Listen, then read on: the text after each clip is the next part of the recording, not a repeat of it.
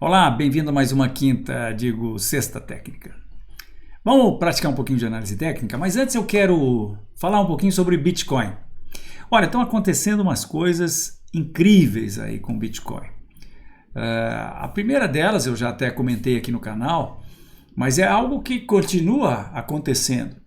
É o fato de que companhias listadas em bolsas pelo mundo afora estão se dando conta de que se eles deixarem os seus dólares, o caixa das suas empresas em dólares, assim como disse o Michael Saylor, que é o executivo que virou uma personalidade no mundo Bitcoin, porque ele é o CEO da MicroStrategy e colocou 425 milhões de dólares em Bitcoin. Ficou automaticamente uma estrela no mercado, né? Mas ele disse que ele fez isso basicamente, até vou mostrar um pedacinho do vídeo que circula aí pela internet. O caixa que as empresas têm, eventualmente ele olha aquilo como um pedaço de gelo que está derretendo por conta da perda de valor do dólar, que ele reputa em 8% aí ao longo do tempo. Então isso é uma coisa e que eu quero mostrar a vocês que está evoluindo, porque vejam só, olha, já são 6,7 bilhões de dólares. E aí, se a gente vem aqui, a gente vê a lista dessas empresas. Então, aqui está a MicroStrategy desse Michael Saylor, que eu já vou mostrar ele para vocês. Essa Galaxy Square foi a última que entrou no mercado e comprando 50 milhões de dólares. Sabem de quem é essa empresa? É do Jack Dorsey, que nada mais é do que o cara que fundou o Twitter, tá? E ele hoje ainda é o CEO do Twitter. Então é o cara que, vamos dizer, sabe das coisas, né? E agora um outro ponto que eu acho que também é muito legal, que eu estou vendo, estou percebendo acontecer, que foi algo que eu falei muitas vezes aqui no canal, é que eu entendo que o Bitcoin será o novo padrão mundial em substituição ao dólar. Eu estou vendo se falar cada vez mais nisso. Mas eu disse também, quando falei do padrão Bitcoin, que aliás tem um livro agora, que foi traduzido ao português, chama-se Padrão Bitcoin, né? E eu disse que achava que, na verdade, não vai ser chamado de padrão Bitcoin, e sim de padrão SAT. SAT de Satoshi, seria a abreviatura de Satoshi. Porque sabe por quê? As coisas não vão ser cotadas a 0,000 não sei quanto Bitcoin. Elas vão ser cotadas a 2.352 satoshis. E eu achei muito legal que eu comecei a ver isso acontecer. E especificamente eu vi isso acontecer no Twitter desse cara, James Vidiano, que é um cara que eu sigo no Twitter. E, bom, primeiro ele, alguns dias atrás, aqui, dia 12 de outubro, ele colocou o vídeo do Michael Saylor, que diz que ele tem um problema enorme, que ele tem um monte de cash e está vendo o negócio derreter, né? Por conta disso aqui que está acontecendo. Essa é uma charge que está então ele acha que ele perde 8% ao ano se ele deixar o dinheiro em dólar. Então foi atrás de saber algo que pudesse manter o valor. E chega à conclusão que Bitcoin é o melhor ativo.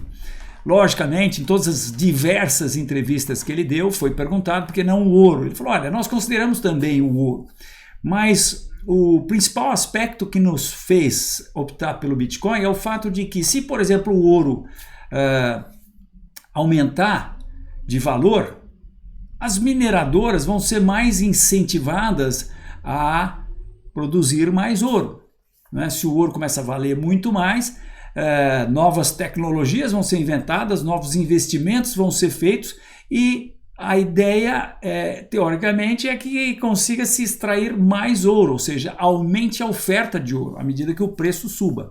Enquanto que com o Bitcoin, não.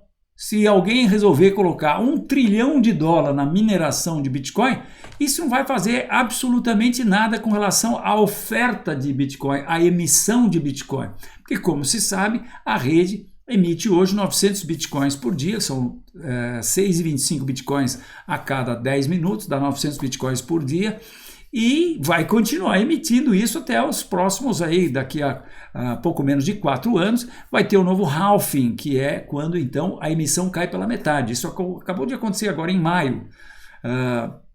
Foi o terceiro halving, que é quando então essa emissão diminui pela metade, né? Então agora de 6,25 nós vamos ter 3,12,5, 3,125 Bitcoin, mas daqui a 4 anos. E só serão emitidos 21 milhões de Bitcoins. Hoje já tem 18 milhões e meio, uma coisa assim.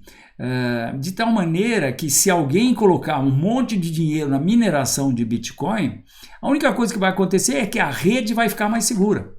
Então ele acha que por essa razão e por mais outras também que ele comenta, a divisibilidade, a facilidade de transporte de Bitcoin, a facilidade de mudança. Você não manda $1 bilhão de dólares em ouro de um país para outro assim, né? Esse é um negócio super complicado para você fazer o transporte físico do ouro. Enquanto o Bitcoin, você estala o dedo, daqui a 10 minutos está lá e acabou, não é mesmo? Seja lá a quantia que for.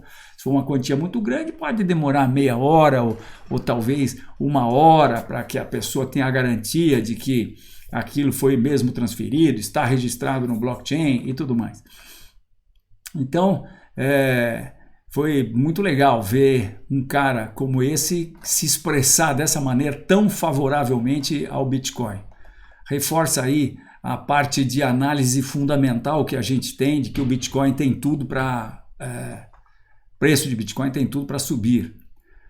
Mas voltando aqui ao James Vidge, ele publicou outras coisas aqui que eu também achei muito interessante. Olha, ele publica, por exemplo, uma tabela que seria comparação de preços em Satoshi. Ó. Então isso é a primeira vez que eu ouço alguém falar em preços de itens em Satoshi. Ele publica quais seriam os preços desses itens nessas diversas cidades aqui.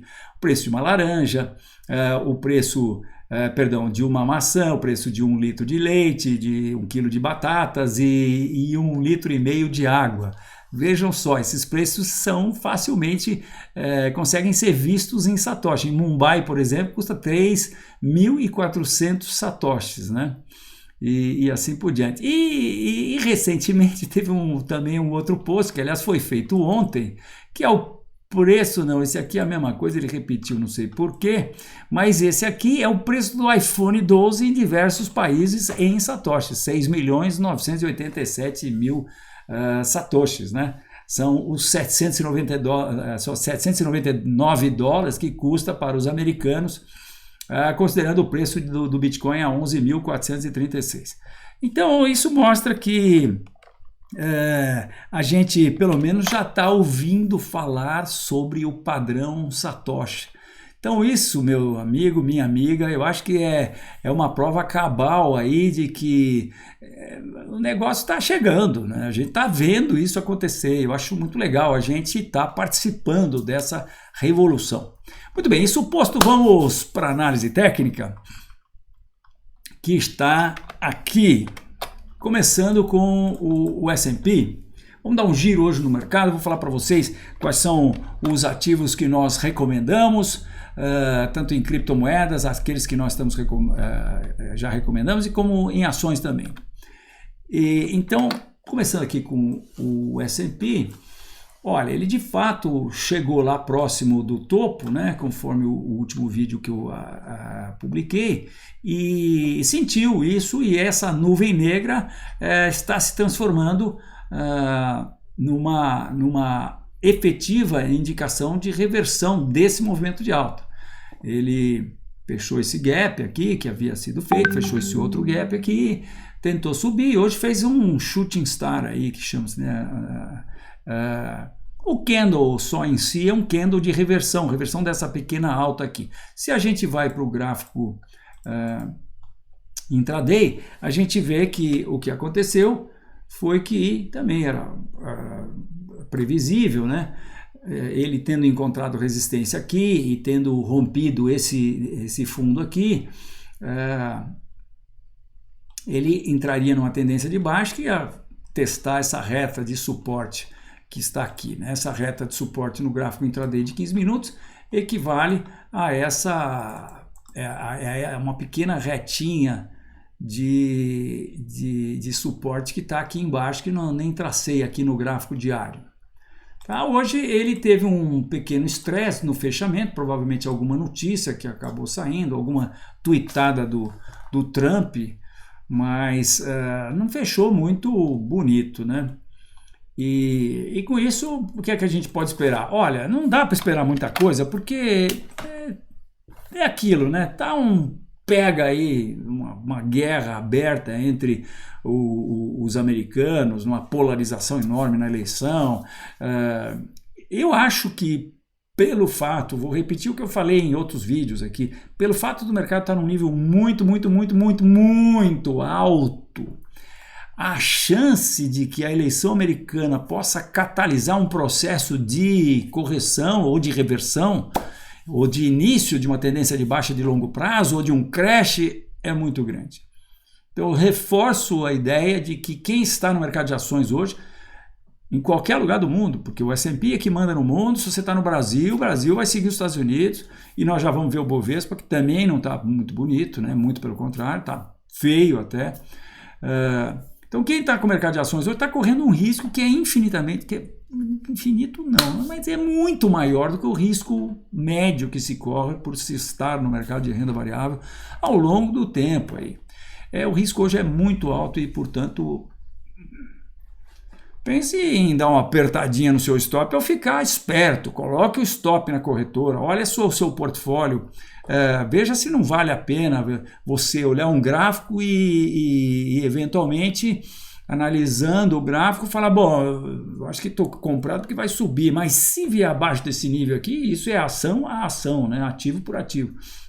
Se vier abaixo desse nível, realmente, eu acho que o cara lá do canal Fausto Botelho lá tá certo. Então, é bom eu pensar em, como dizia a tia Tula, picar a mula, certo? Só que a gente não faz isso. Quem faz isso, por quê? Porque o nosso subconsciente não deixa a gente fazer isso. Então, você tem que eleger um sentinela que fica lá tomando conta da sua posição, e se o mercado chegar num determinado nível, ele nem pergunta nada para você, ele não liga para você e fala, ô Faustão, como é, tá a fim de tomar uma prejola? Porque se ele liga, eu falo, não, peraí, deixa eu pensar, peraí, vamos ver, se não vejamos, puxo a gaveta das notícias altistas, deixo bem trancada a gavetinha das notícias baixistas, né? E acabo não liquidando. Você tem que pensar com a cabeça fria, eleger lá o seu sentinela e ele liquida sem perguntar. A hora que você souber, você já está fora do mercado. E aí você vai ver o que faz, né? Então é isso, eu acho que vale a pena realmente pensar nisso. De volta aqui aos gráficos, então o S&P acho que está com toda a pinta de estar fazendo uma correção mais acentuada do que isso aqui, né? Isso aqui seria apenas uma correção da tendência de alta. Eu acho que tem boa chance de a gente estar vendo uma reversão aí. Outra coisa que a gente tem que lembrar, estamos em outubro, né? Outubro é mês de cachorro louco aqui no mercado, né? É o mês dos crashes, né? 97, 2008, 1928. Então é isso. Vamos ver então os outros índices americanos, olha, para a gente constatar aqui que o Nasdaq também sentiu a resistência, né? Por enquanto só sentiu a resistência, ainda está aqui dentro dessa tendência de curto prazo de alta, mas fechamento hoje um pouco desanimador aí para os comprados que esperavam que houvesse uma recuperação rápida rumo ao teste do topo principal aqui. Nada bonitinho. E o Dow Jones também, né? Chega próximo ao topo, o Dow Jones com essa cara horrorosa que ele tem, né? A gente constata nitidamente que ele está no nível mais alto da história. Ele não é o índice mais importante, mas é o mais famoso. Então, voltando aqui, a gente vê que ele se aproximou lá, deu uma barrigada, agora se aproxima do topo de novo. E esse candle de shooting star aqui não é nada promissor para os comprados de novo, né?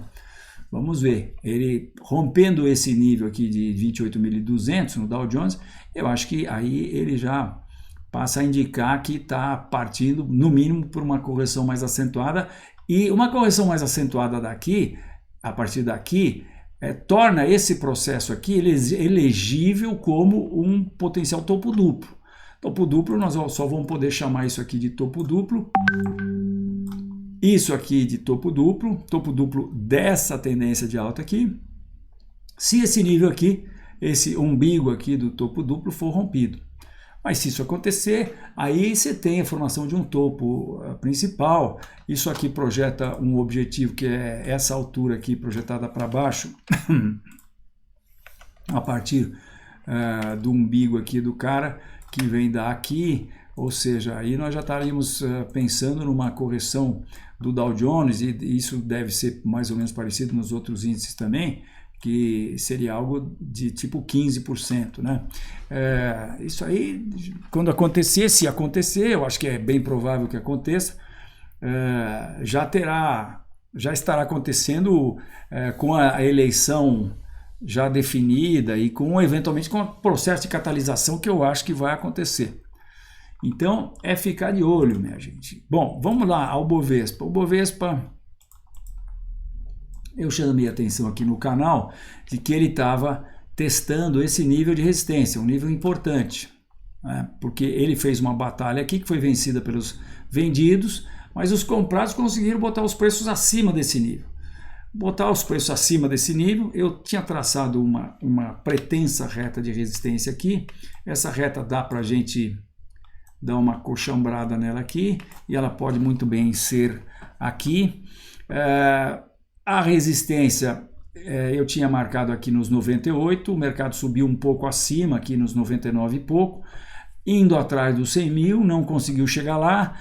Então esse nível de resistência que também a gente tinha posto aqui, a gente pode imaginar que ele esteja aqui, ó. Também temos esses fundos, o fundo dessa acumulação aqui.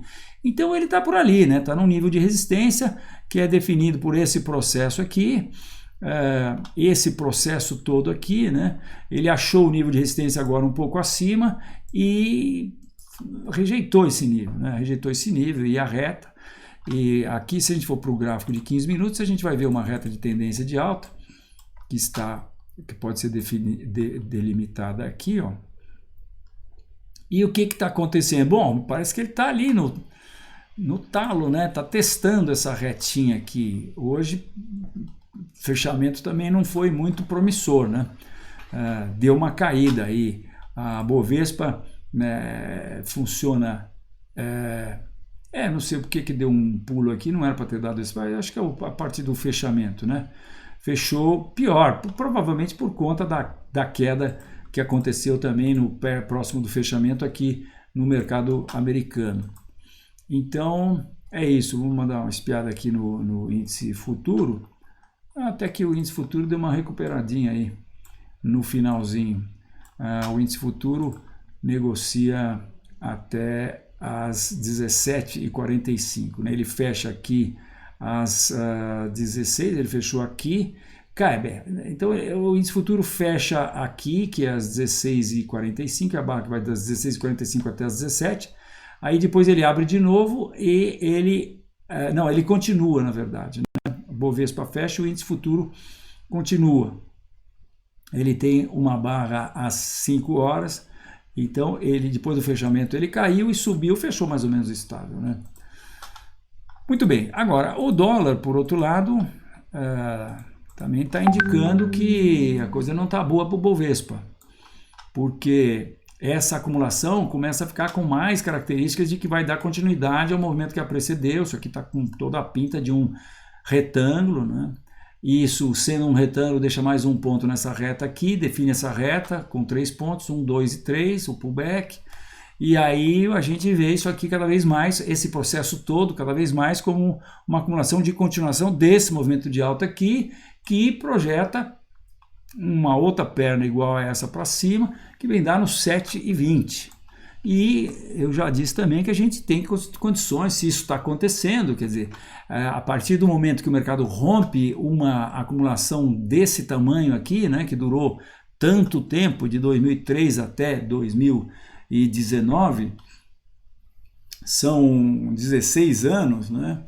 A hora que o mercado rompe isso, a gente pode esperar uma onda impulsiva, e que nessa onda impulsiva a gente já teve claramente um primeiro movimento, um segundo movimento, um terceiro movimento, que traria os preços até aqui, uma correção, acumulação, um zigue-zague aqui, e aí, quem sabe, o mercado parte por um terceiro movimento que nos leva a crer, então, que sim, essa projeção aqui, que é a projeção dessa perna toda, de 2011 até 2015, projetada para cima a partir do fundo aqui, pode sim acontecer, infelizmente, né? Eu hoje tive o dissabor de saber do péssimo resultado do leilão de títulos do governo ontem, que não deu muito certo, o governo ficou meio...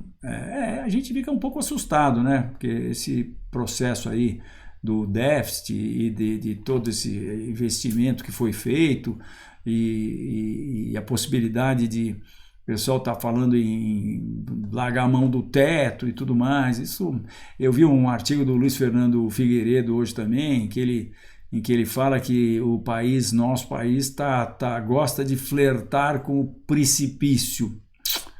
Muito preocupante. Então, assim, eu acho que tecnicamente está aí mostrando, né, o gráfico e, fundamentalmente, acho que quem é importador tem que tratar de correr para comprar os seus dólares, e quem é exportador tem que ficar frio o quanto puder na hora de vender esses dólares, né? Basicamente a parte efetiva, a parte prática dessa análise que eu fiz, né? Que a gente faz, o que os gráficos nos dão condições de fazer. Pô, então não tem erro? Não, porque a gente lida com o imponderável, né? Claro que tem erro. Pode acontecer uma dentre um monte de coisas e isso muda completamente. Agora, o que é legal na análise técnica é que isso deve funcionar se mantido o conjunto macro de fatores fundamentais.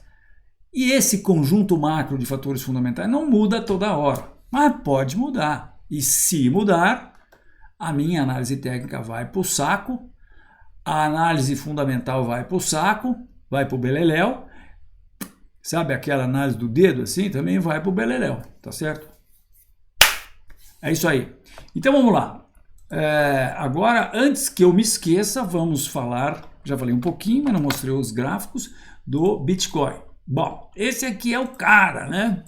Esse aqui é o cara, né, já falamos 200 vezes aqui, eu estou entendendo que isso aqui foi o nascimento do Bitcoin, depois ele fez onda 1, 2, 3, 4 e acho que está partindo para onda 5. Por que eu acho que está partindo para onda 5? Porque rompeu essa reta de resistência aqui, porque depois dele romper essa reta de resistência, ele fez um pullback para essa reta de resistência e começou a subir e agora rompeu esse nível aqui e olha, você quer saber?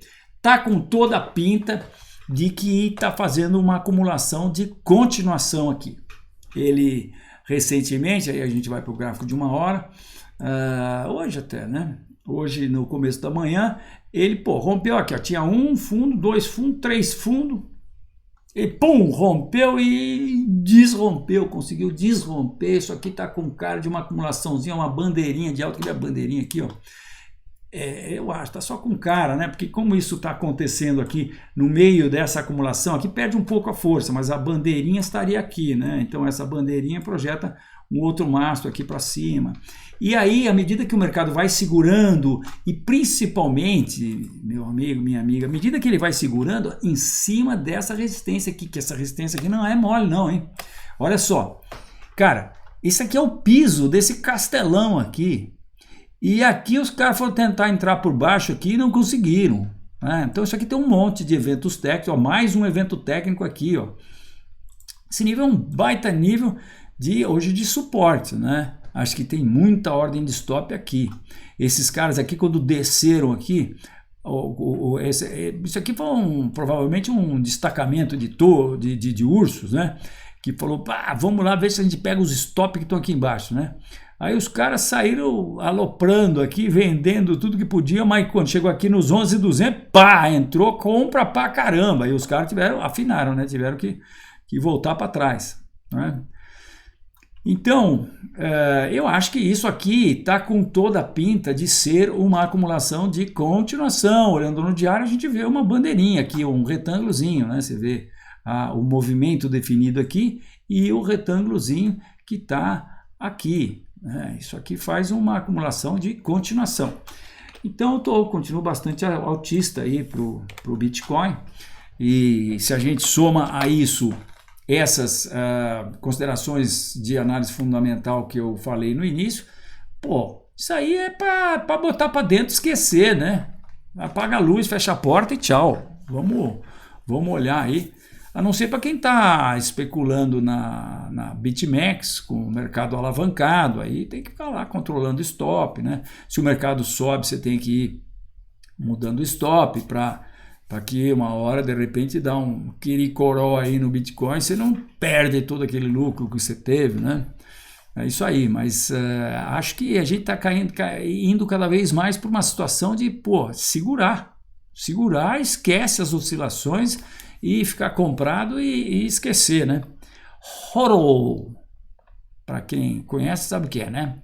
É hold, só que mimimizado, porque o cara foi dizer que ele queria hold, ele estava holding e trocou o D pelo L, ficou hodling, e daí se mimimizou e hoje quando a gente fala que vai segurar Bitcoin é HODL, isso aí.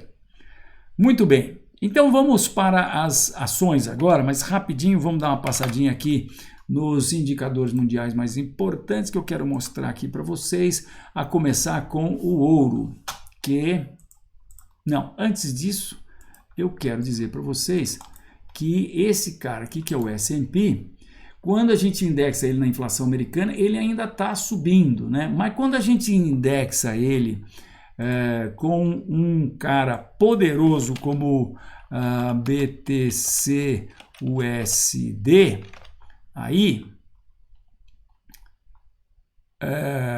por que está esse negócio aqui? Parâmetro, BTC, USDT, bem, pronto, mesma coisa. Vamos botar no gráfico semanal aqui.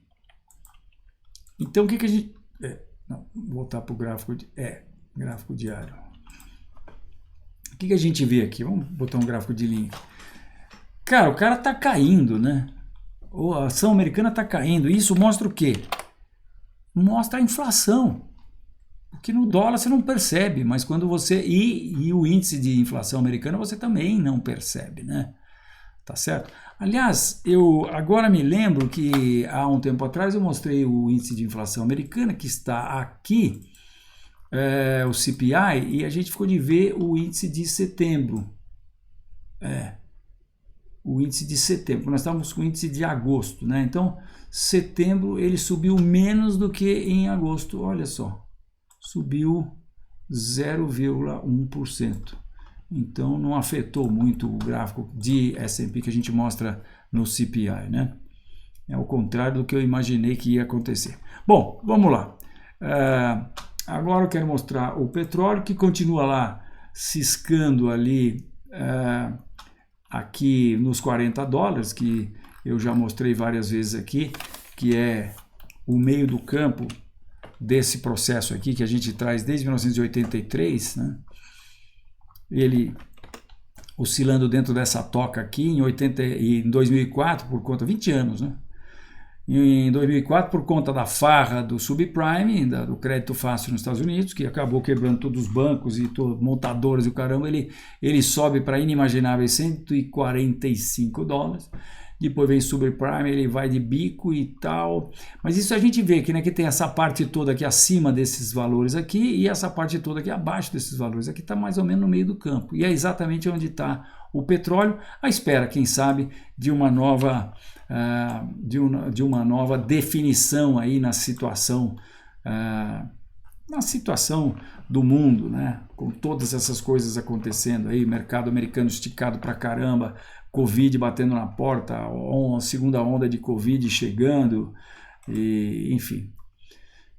Então é isso, eu quero mostrar também um gráfico que eu acho que a gente tem que ficar muito de olho, que é o gráfico do dólar index.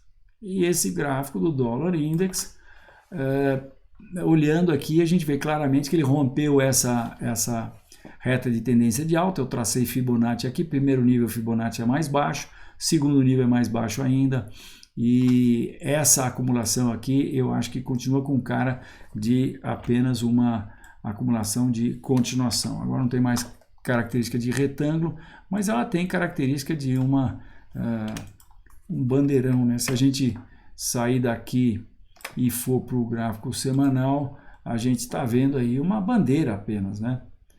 E isso coincide com a análise que eu faço de que o dólar vai perder valor, está perdendo já perante essas moedas. Agora, o fato é que essas moedas também estão perdendo valor, né? Se a gente jogar elas todas contra o Bitcoin, você vai ver que está tudo caindo, logicamente, né? Mas acho que o dólar tende a perder valor mais do que as outras moedas, porque ele é o que tem mais a perder. Ele é o rei da cocada preta hoje.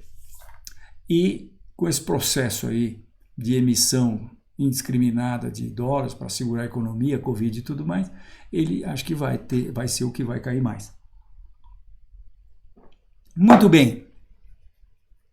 30 minutos de vídeo, vamos liquidar esse assunto aqui, mostrando para vocês as ações que nós fizemos recomendações, que são, essas aqui.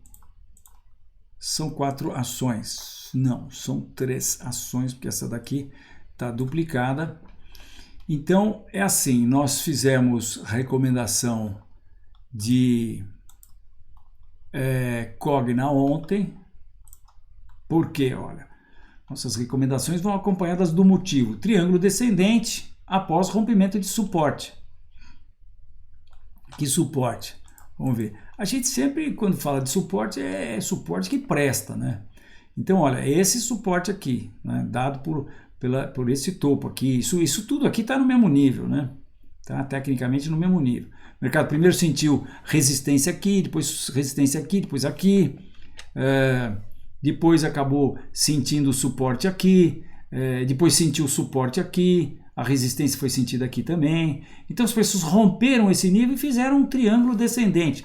Olha, eu gosto muito quando o mercado rompe um nível e faz uma formação, uma bandeira, um retângulo, um triângulo, acima de um nível de resistência. No caso aqui, ele rompeu o suporte e fez abaixo do nível de suporte, ele fez um pequeno triângulo descendente, né? Se a gente for no gráfico de 15 minutos, a gente vai ver esse triângulo mais bem definido. Olha, topos consecutivamente mais baixos e fundos no mesmo nível. O que é isso aqui? É o vendido sendo cada vez mais agressivo, se tornando cada vez mais agressivo.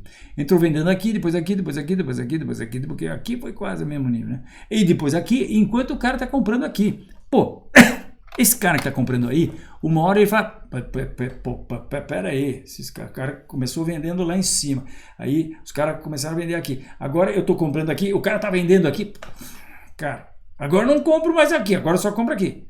Como tem um monte de gente vendendo, como o vendido está cada vez mais agressivo, você fala que compra aqui, ele vai lá e fecha ali embaixo. E aí o que acontece? Uma coisa muito importante em análise técnica, né? Quando rompe esse nível aqui, cara, se não tem mais os caras comprando nesse nível aqui, né? Por quê? Porque já comeram todas as ordens de compra que estavam nesse nível aqui. E toca o quê? Toca o quê? Você que acompanha o canal, você, Boina Verde, analista técnico, sênior. Quando rompe o nível de suporte de um triângulo descendente, não tem mais ordem de compra, acabou, liquidou as ordens de compra. Não tem mais. Compra. Tá, fechado. Acabou as ordens de compra. Opa, então tem que vender mais baixo se quer vender. Então tem que a ordem de compra aqui. Bate aqui. Só que a hora que bate aqui,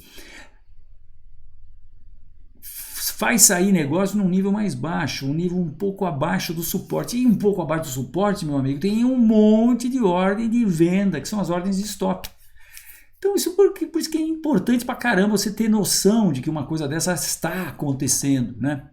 Coitadinhos dos analistas fundamentais, com todo respeito, tenho muitos amigos analistas fundamentais, mas eu tenho peninha deles, por eles não terem condições de enxergar um negócio tão banal como esse. Pô, romper um nível de suporte de um triângulo descendente, cara, não tem erro, junta a fome com a vontade de comer, porque não tem mais ordem de compra, tem um monte de ordem de venda, que são as ordens de stop. O que acontece? Acontece isso aqui que está acontecendo, que é o que a gente deve esperar que aconteça. O bicho cai que nem um saco de batata tirado pela janela, né? Olhando aqui no gráfico diário, você vê ele aí. Então, quiçá isso aqui vai chegar aqui no nível aqui do objetivo. Aí, por que nós projetamos esse objetivo? Nós pegamos esse cara aqui e projetamos para baixo, tá? É isso aí. Tá gostando do vídeo? Dá um like aí pro Faustão, pô. Tá? E se você ainda não é assinante do canal, assina aí. Pô, hoje eu não tenho sininho para tocar, ó, ficou lá na roça.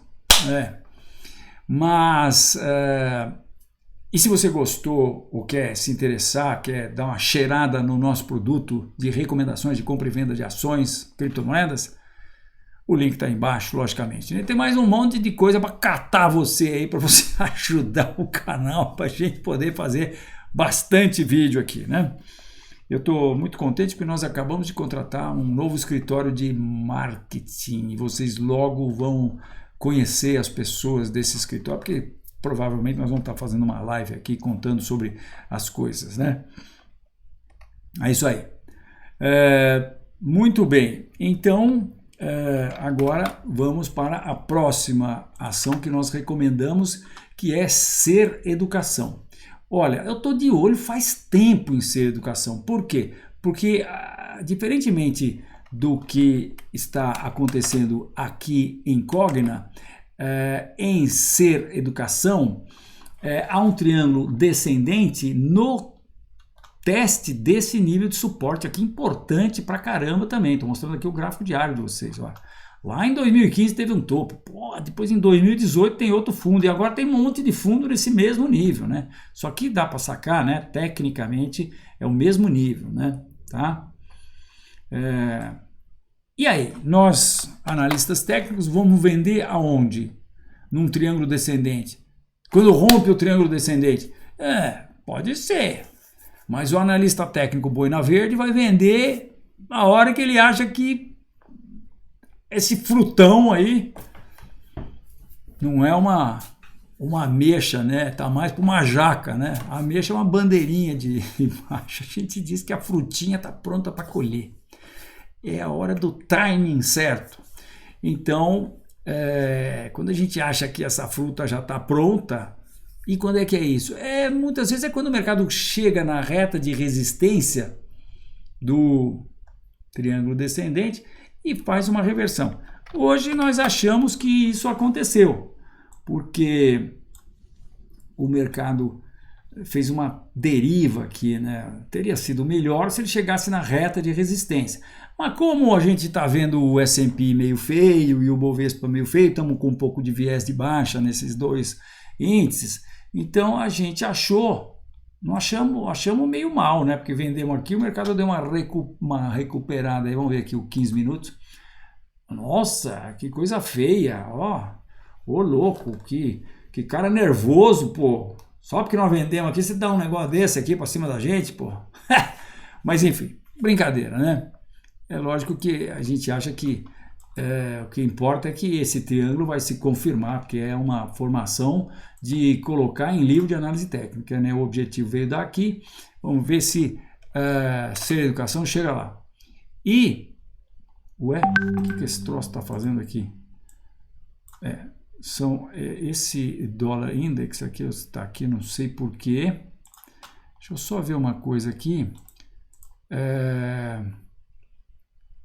Nós fizemos só a recomendação de ser.